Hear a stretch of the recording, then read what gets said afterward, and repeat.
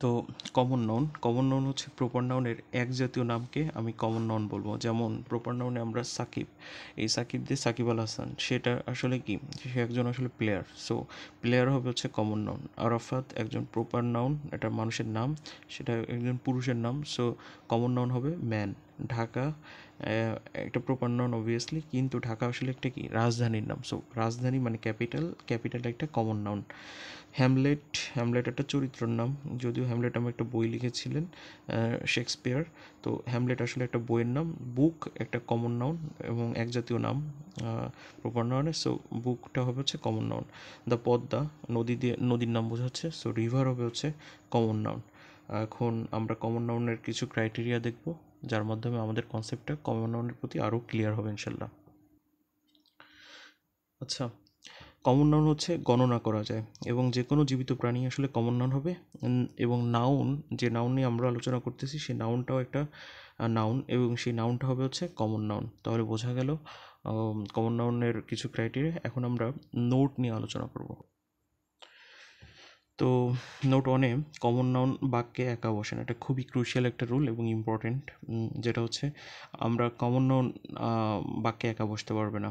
Common noun এর পূর্বে বাক্যে বসতে হলে অবশ্যই কমন নাউনকে একটা আর্টিকেল সহযোগে বা ডিটারমিনার সহযোগে বা প্লুরাল হিসাবে কমন নাউন বাক্যে বসতে পারবে। যেমন বয় একটা কমন নাউন, কিন্তু এ কখনো বাক্যে একা বসে না, দ্য বয় হিসাবে হয়তো বসতে হবে, অর বয়েস যেটা প্লুরাল ফর্ম এই হিসাবে বাক্যে বসতে হবে। তবে এর কিছু ব্যতিক্রম আছে, ব্যতিক্রমটা আমরা একটু দেখি। যেমন ম্যান ইজ মর্টাল, ম্যান একটা কমন নাউন, কিন্তু এর আগে ডিটারমিনারও নেই, কোনো প্লুরাল ফর্মও নেই, কিন্তু এই ম্যান দিয়ে আসলে জাতি বোঝাচ্ছে, সো জাতি অর্থে বোঝালে কমন নাউন একা বসতে পারে। এখানে আমি সুন্দরভাবে লিখে রেখেছি যে ম্যান বা উম্যান দ্বারা যদি জাতি অর্থে বোঝায় কখনো, তাহলে এর পূর্বে দি বা প্লুরাল ফর্ম গ্রহণ করা যাবে না। তবে ম্যান দ্বারা যদি মানুষ, একটা সিঙ্গেল মানুষকে বোঝায়, তবে অবশ্যই এর উপরে এর আগে ডিটারমিনার হিসাবে আমরা ডিটারমিনার বসাতে পারবো, আর্টিকেল বসাতে পারবো, আর প্লুরাল ফর্ম বসাতে পারবো। যেমন একটা এক্সাম্পল আমরা দেখি এখানে, 5 men died in the road accident, 5জন মানুষ আসলে রোড অ্যাক্সিডেন্টে মারা গেছে। তো এখানে ম্যানটা একজন মানুষকে বোঝাচ্ছে, এরকম 5জন মানুষ, সো 5 একটা ডিটারমিনার, এটা আমরা ডিটারমিনারের ক্লাসে গেলে আরও বেশি ক্লিয়ার হবে। তবে যদি যদি ম্যান দিয়ে একজন মানুষকে বোঝায়, তবে অবশ্যই এর আগে ডিটারমিনার বসতে হবে, আদারওয়াইজ ম্যান একা বসতে পারবে না। কিন্তু ব্যতিক্রম আমরা শিখেছিলাম যে ম্যান যদি জাতি অর্থে বোঝায়, তাহলে অবশ্যই তার পূর্বে কোনো দি বা হচ্ছে প্লুরাল বা কোনো ডিটারমিনার বসবে না।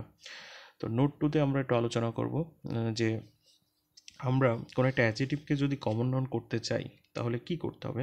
তো অ্যাডজেটিভের পূর্বে যদি আমি দি বসাই, তাহলে সেটা একটা প্লুরাল কমন নাউনে কনভার্ট হবে। যেমন ব্রেভ হচ্ছে সাহসী, এটা একটা অ্যাডজেটিভ, কিন্তু এর পূর্বে যখন আমি দি বসাবো তখন হচ্ছে দ্য ব্রেভ হবে, এবং দ্য ব্রেভ মানে হচ্ছে সাহসীরা। তেমনভাবে রিচের পূর্বে দি বসায় দি রিচ, তারপর পুরের পূর্বে হচ্ছে দি বসিয়ে দ্য পুর, ওল্ডের পূর্বে দ্য বসিয়ে হচ্ছে দ্য ওল্ড বা বৃদ্ধরা।